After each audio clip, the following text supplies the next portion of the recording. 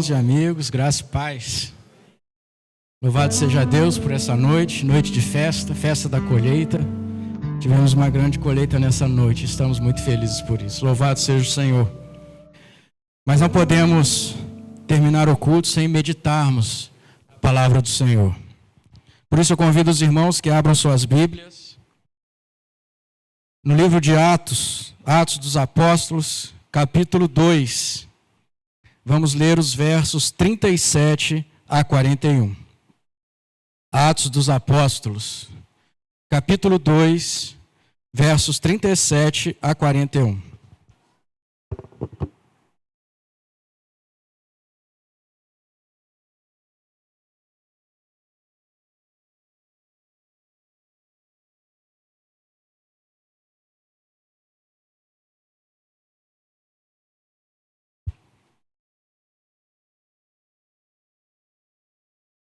Antes de ler o texto, vamos orar, pedindo a Deus, mais uma vez, que nos ilumine. Senhor, nosso Deus, nosso Pai, diante da Tua palavra, Senhor, nós nos colocamos com temor e tremor, cientes, Senhor, de que se o Senhor não agir nas nossas vidas, nada se aproveitará. Por isso te pedimos, Senhor, que o Teu Espírito Santo haja nessa noite, que o Seu Espírito Santo, Senhor, ilumine mentes e corações aqui. E que a Tua palavra, Senhor, encontre morada no coração de cada pessoa que entrou aqui essa noite, promovendo salvação, promovendo entendimento, promovendo cura. É a nossa oração, em nome de Jesus. Amém. Atos, capítulo 2, 37 ao 41, diz assim a palavra do Senhor. Ouvindo eles estas coisas, compungiu-se-lhes o coração e perguntaram a Pedro e aos demais apóstolos: Que faremos, irmãos?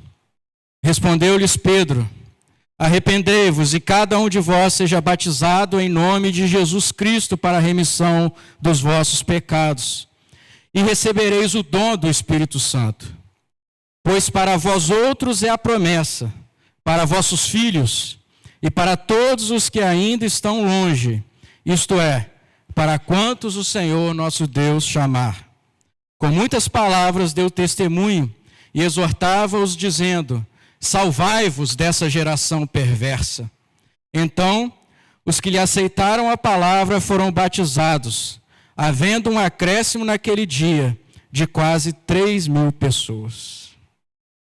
A graça de Deus de geração em geração.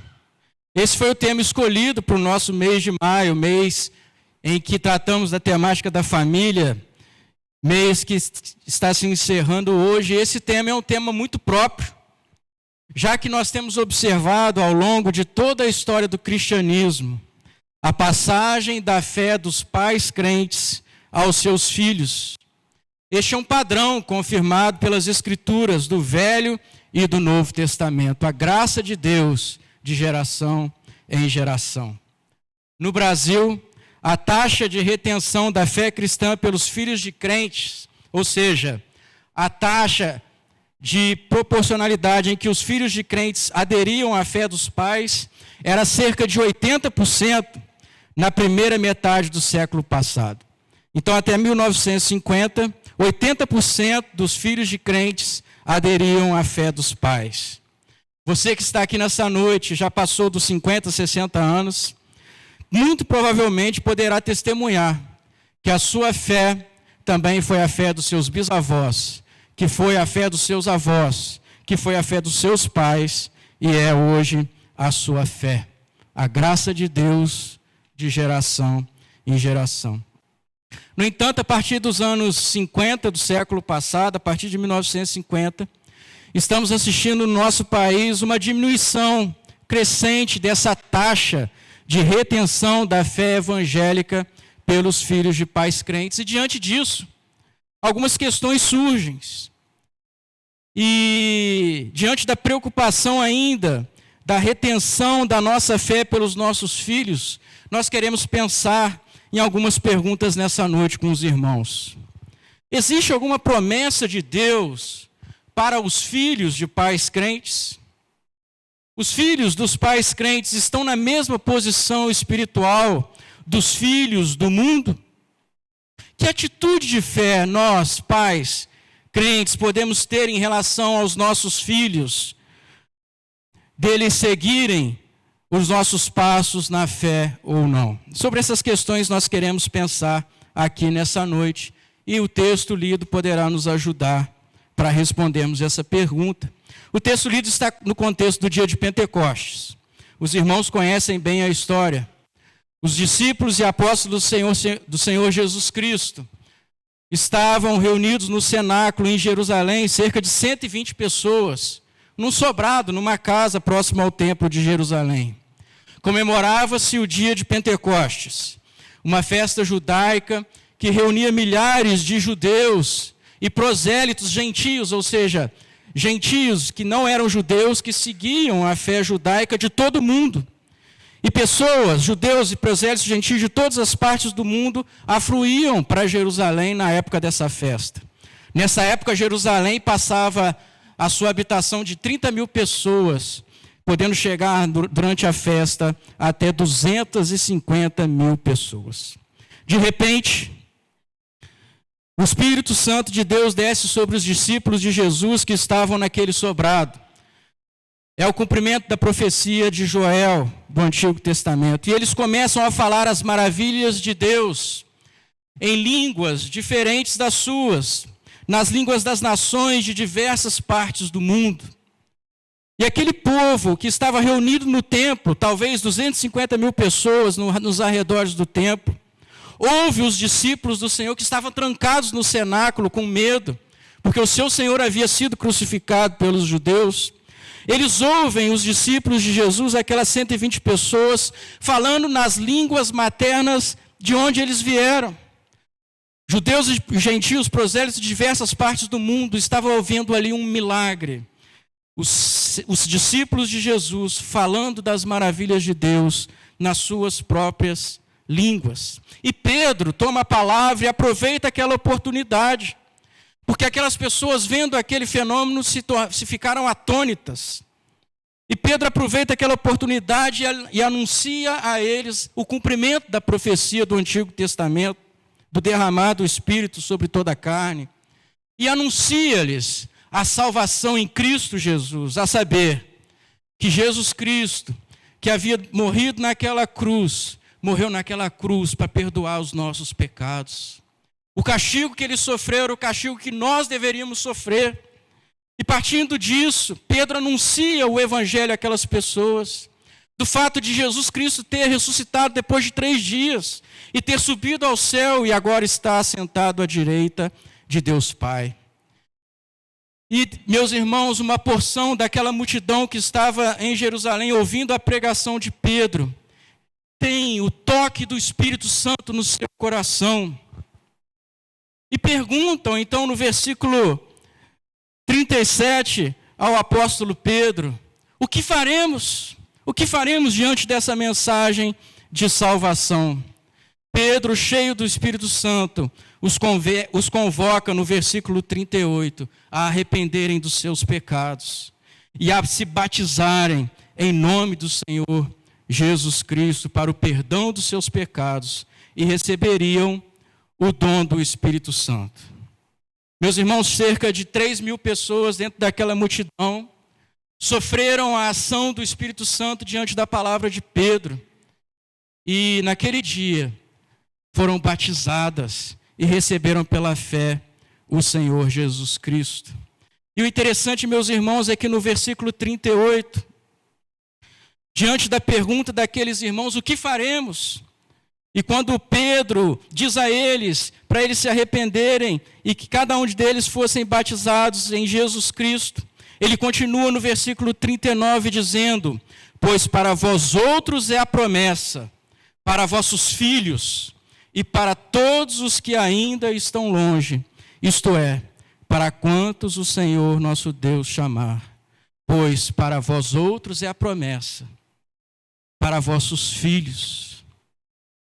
Ou seja, meus irmãos, nós podemos inferir por esse texto que a promessa do Espírito Santo, a promessa de salvação, era para aqueles que estavam sendo ali chamados soberanamente por Deus para a salvação pela pregação de Pedro.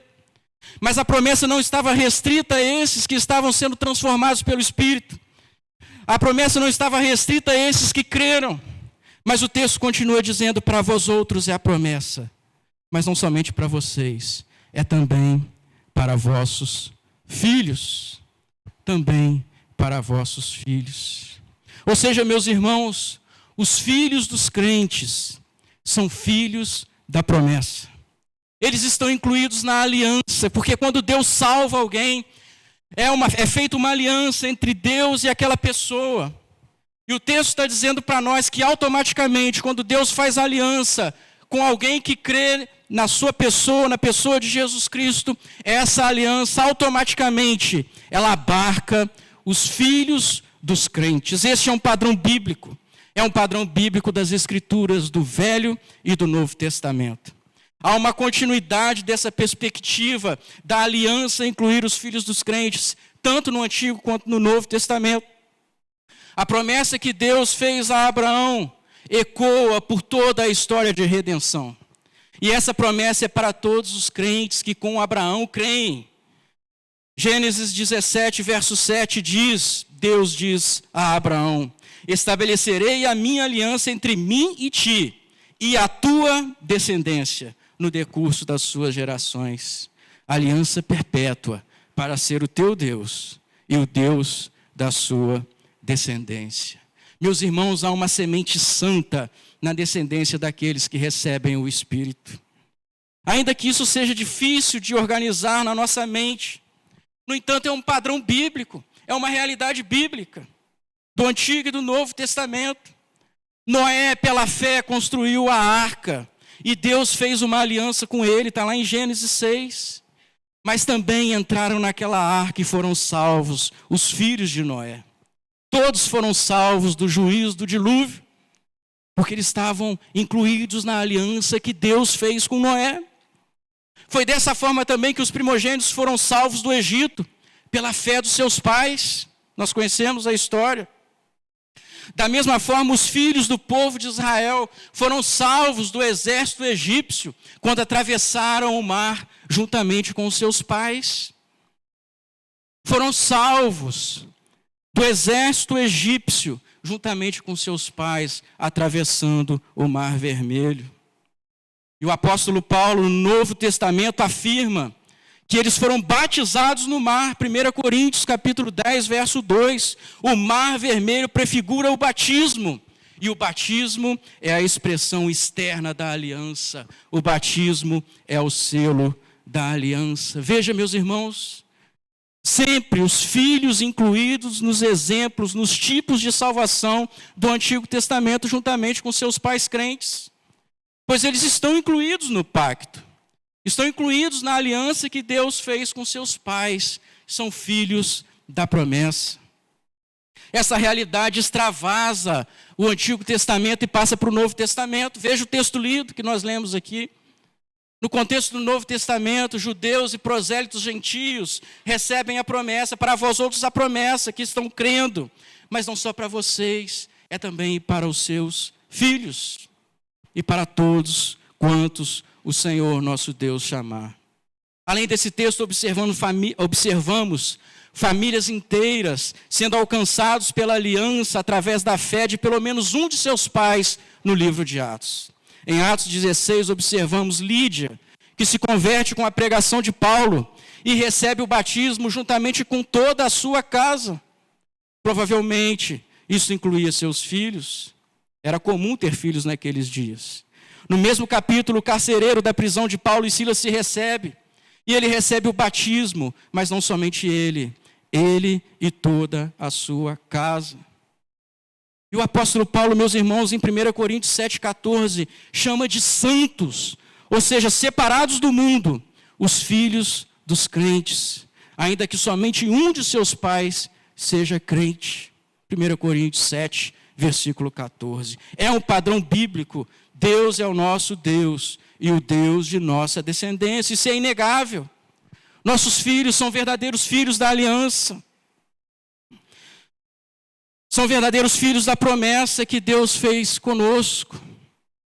E esta aliança que Deus faz com o homem é uma só, meus irmãos, mas ela tem dois aspectos, e é importante que entendamos isso. A aliança que Deus faz com o homem, ela tem um aspecto legal, e ela tem um aspecto de comunhão de vida. Vejam bem, um aspecto legal e um aspecto de comunhão de vida. O aspecto legal tem a ver com a relação da entrada da pessoa na aliança.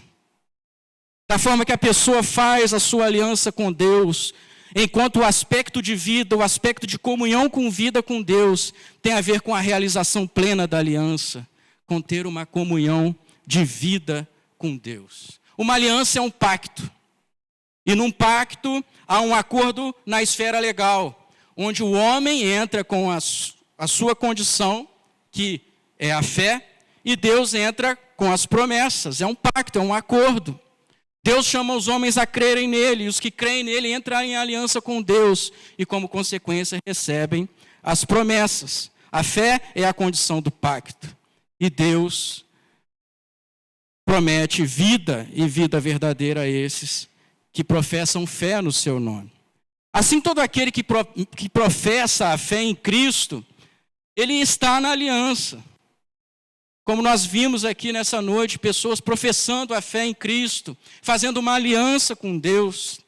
Esse é o aspecto legal da aliança, o aspecto de como as pessoas entram na aliança. O outro aspecto é o aspecto da comunhão de vida. E este aspecto se refere ao exercício desses que professam a fé, em verdadeiramente terem uma comunhão íntima de vida com Deus. O aspecto da comunhão de vida tem a ver com a regeneração, com o nascer de novo. E é neste ponto que a aliança atinge a sua plena realização.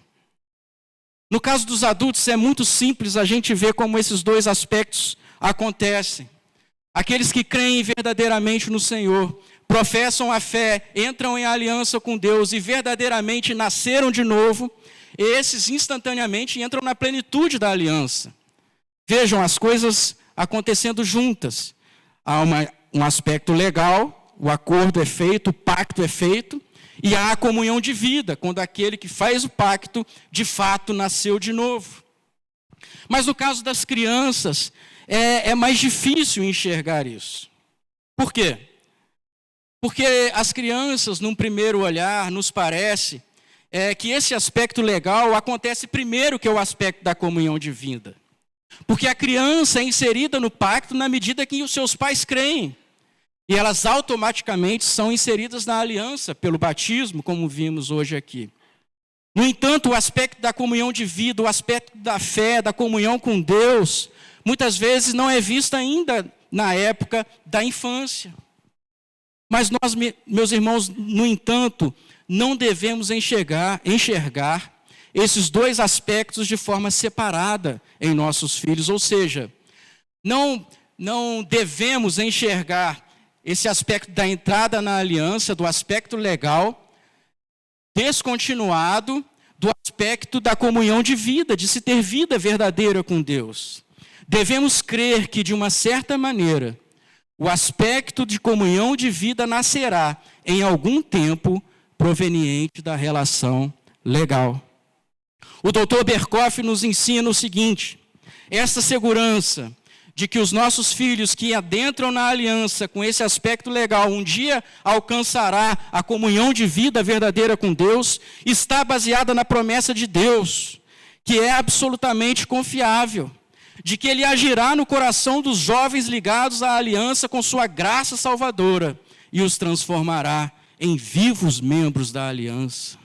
A graça de Deus de geração em geração. Portanto, meus irmãos, quando os nossos filhos entram na aliança com Deus por meio do batismo, nós podemos ver esse aspecto legal acontecendo. Eles se tornam membros da igreja, eles estão inseridos na aliança, mas o aspecto de comunhão de vida ainda não, muitas vezes não é visto na época da infância, mas nós não devemos ver esses dois aspectos desconectados, porque o aspecto legal levará ao aspecto da comunhão de vida um dia. É a promessa de Deus e ele é absolutamente confiável. O Dr. Berkoff continua dizendo que é uma referência para nós de teologia reformada. A aliança é mais que o mero oferecimento da salvação. A aliança é mais até que o oferecimento da salvação acrescido da promessa de fé no Evangelho. A aliança traz consigo a certeza, baseadas nas promessas de Deus, que opera nos filhos da aliança, quando, onde e como lhe apraz, que a fé salvadora será produzida nos corações.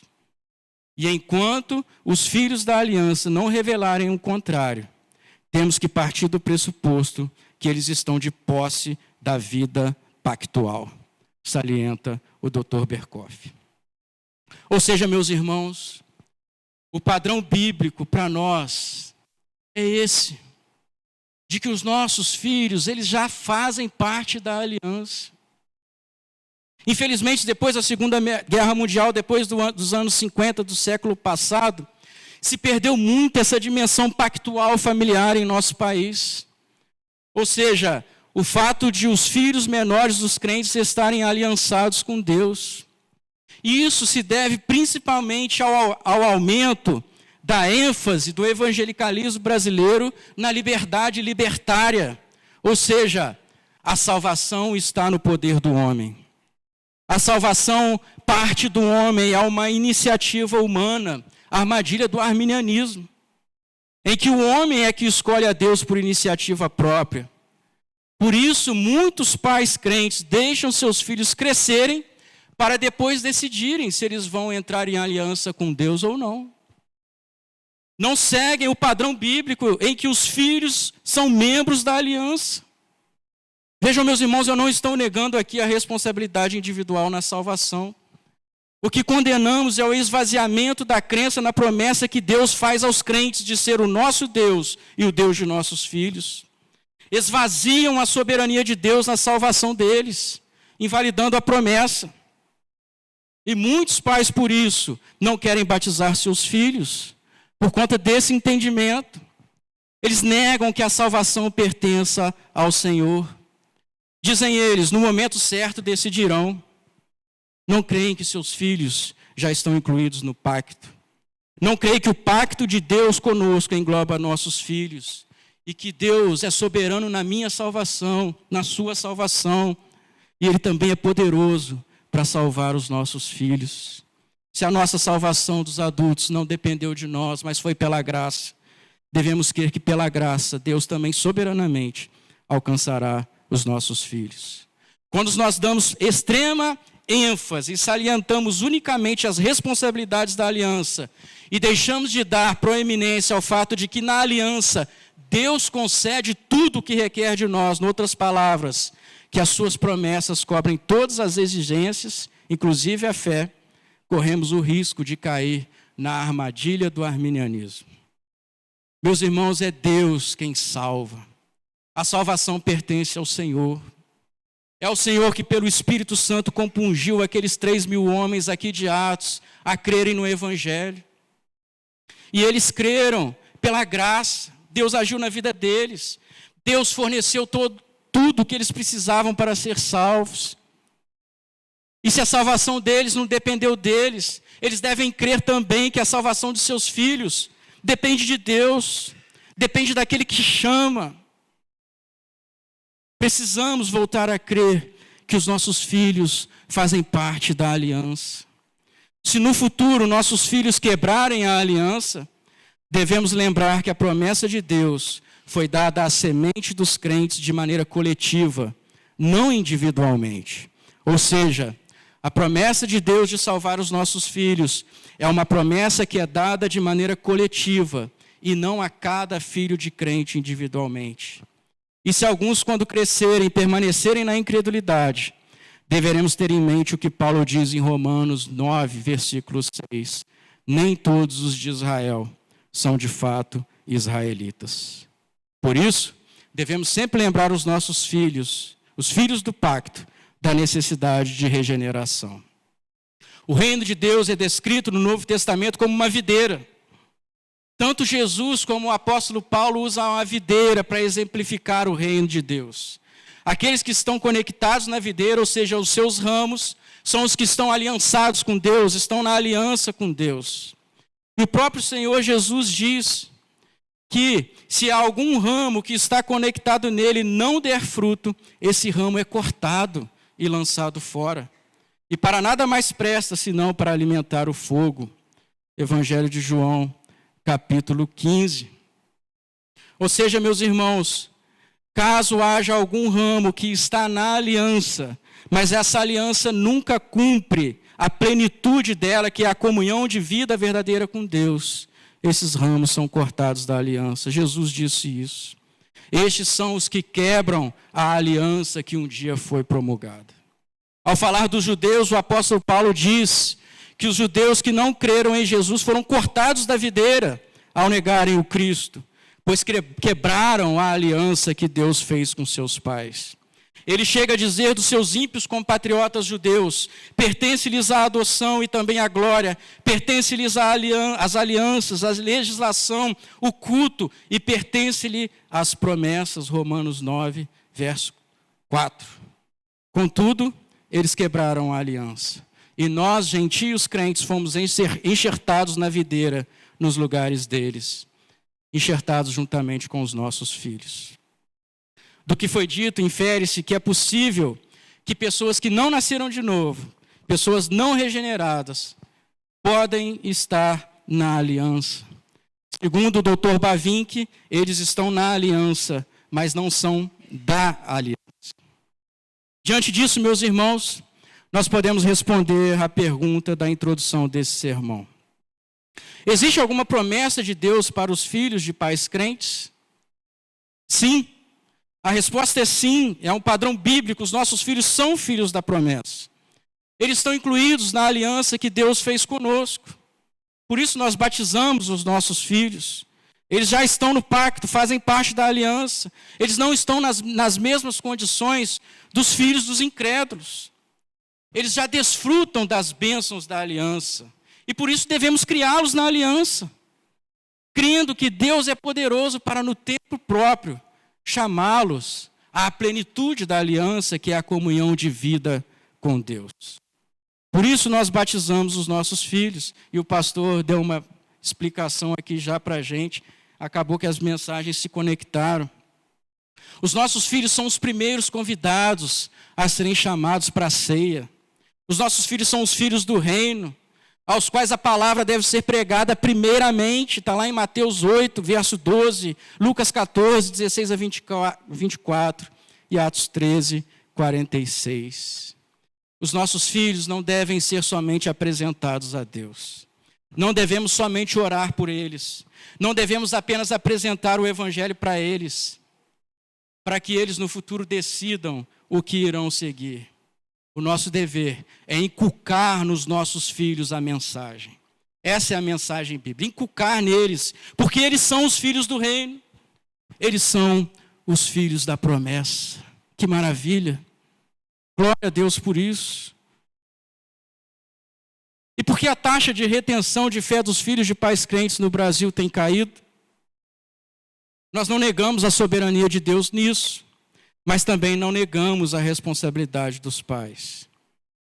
Nós cremos que a taxa de retenção de fé dos filhos de pais crentes tem caído porque os evangélicos modernos não creem em um Deus soberano.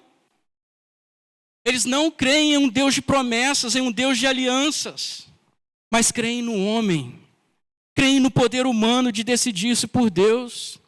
E aí querem deixar os seus filhos crescerem para então escolher o que querem, quando nem os pais já adultos puderem escolher a Deus por suas próprias capacidades, mas foram salvos pela graça.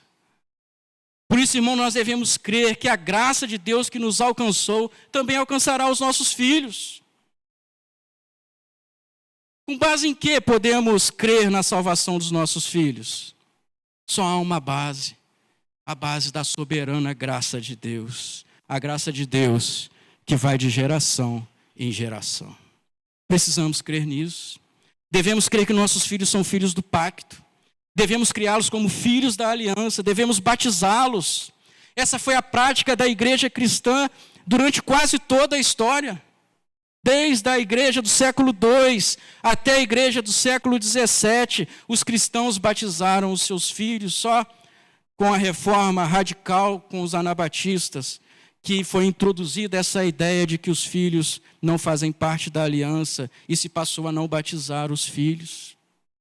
A soberania de Deus deve nos incentivar a inculcar neles o evangelho e não apenas apresentar o evangelho a eles, crendo que no tempo próprio a aliança de Deus com eles atingirá a sua plenitude. Eles vão nascer de novo. O Deus que soberanamente agiu na nossa vida e nos salvou, também agirá de maneira coletiva na vida dos nossos filhos. Por isso não deixamos nossos filhos crescerem para decidir. Aliás, um exemplo que podemos dar de aplicação disso. Nós não deixamos os nossos filhos crescerem para que eles decidam se vão tomar vacinas ou não. Antes nós vacinamos os nossos filhos para o próprio bem deles. Da mesma forma, não esperamos decidirem se vão querer estudar ou não, mas impomos a eles essas necessidades. Do mesmo modo, devemos criar nossos filhos como participantes da aliança. E eles receberão as bênçãos da aliança, crendo na soberania de Deus, na salvação deles. Porque a salvação do homem não depende do homem pecador, mas repousa na vontade soberana do Deus que chama. Veja o versículo 39. Para vós outros é a promessa, para vossos filhos e para todos os que estão longe, isto é, para quantos o Senhor nosso Deus chamar. É Deus que soberanamente chama aqueles que escolheu desde antes da fundação do mundo para serem salvos pela fé no Senhor Jesus Cristo. Não depende do homem. A salvação é coisa importante demais para repousar nas mãos do homem. Mas ela depende do Deus que chama, ao Senhor pertence a salvação. E assim como a graça de Deus foi derramada na nossa vida, o favor imerecido de Deus veio sobre nós e nos deu a salvação, nós devemos crer que isso acontecerá também de maneira graciosa e soberana sobre a vida dos nossos filhos. Creiamos nisso, irmãos. Eu quero agora chamar a atenção dos nossos adolescentes que estão aqui nessa noite, que foram batizados quando crianças. Dizer a vocês que vocês fazem parte da aliança. E por isso vocês têm o dever de arrepender-se e crer no Evangelho. Se vocês não se converterem a Deus e não aceitarem a Cristo pela fé, depois de atravessarem a idade da razão, serão julgados como infratores da aliança. Portanto, essa relação pactual que você tem com Deus, essa relação especial com Deus que você já desfruta, significa uma responsabilidade adicional. O juízo de Deus sobre você será maior que o juízo de Deus sobre os seus colegas de escola, que nunca fizeram parte da aliança, porque vocês são parte da aliança e têm o dever de, no tempo próprio, se arrependerem dos seus pecados e crer no Evangelho. Vocês têm participado das bênçãos da aliança, vocês têm ouvido o Evangelho, têm participado dos meios de graça, têm acesso aos cultos, à escola dominical, à comunhão de fé, e a quem muito é dado, muito será cobrado. A mesma responsabilidade se aplica aos adultos que professam a sua fé em Jesus e são batizados, tendo sido incluídos na aliança. Se a sua aliança com Deus está meramente baseada nesse aspecto legal, mas você não tem comunhão de vida com Deus, se você não nascer de novo até o dia do juízo final, você será considerado um infrator da aliança. E o rigor do seu julgamento será maior do que o daqueles que nunca entraram em aliança com Deus. Você, da mesma forma, tem desfrutado das bênçãos da aliança, você tem ouvido a palavra de Deus, você tem sido alvo da ação do Espírito. Por isso, não resista ao Espírito. Porque a quem muito é dado, muito lhe será pedido. E talvez você esteja aqui nessa noite e você ainda não está em aliança com Deus. Hoje é o dia de, pela fé em Jesus Cristo, que morreu na cruz pelos nossos pecados, você entrar em aliança com Deus pela fé. Hoje é o tempo oportuno de salvação. Ouça nessa noite o clamor do apóstolo Pedro. Arrependei-vos e cada um de vós seja batizado em nome de Jesus Cristo para o perdão dos vossos pecados, e vocês também receberão o dom do Espírito Santo. Hoje é o dia da salvação. Hoje é o dia de você que não está aliançado com Deus, fazer essa aliança pela fé e ficar livre do juízo de Deus no último dia. Porque esse Deus que morreu na cruz, como diz a pregação de Pedro, pelos nossos pecados, ressuscitou ao terceiro dia, subiu aos céus e está à mão direita de Deus Pai, há de voltar para julgar os vivos e os mortos. E aqueles que não estiverem na plena realização da aliança com Ele, serão lançados no inferno, no fogo que arde com fogo e enxofre por toda a eternidade. Hoje, o Senhor te convida a fazer uma aliança com Ele. Meus irmãos, diante de tudo isso, nós devemos crer que os nossos filhos são filhos da aliança. E devemos criá-los dentro da aliança. Criá-los como pertencentes à igreja do Senhor, como são membros da igreja do Senhor. Crendo que no tempo próprio, o Senhor cumprirá a sua promessa de coletivamente salvar os nossos filhos. Aqueles que se aliançaram com Deus pelo batismo infantil, têm sobre eles essa responsabilidade de crer e se arrepender dos seus pecados. Porque os que participam da aliança, mas nunca chegam à plenitude da realização da aliança, serão julgados com maior rigor do que o julgamento dos filhos do mundo. E se você está aqui nessa noite e não está aliançado com Deus, aproveite a oportunidade. Creia em Jesus Cristo, creia no perdão e na remissão dos pecados que há em Jesus Cristo, para que você faça sua aliança com Deus nessa noite e tenha vida verdadeira e vida eterna. Que Deus nos abençoe. Que Deus tenha misericórdia de nós. Vamos orar?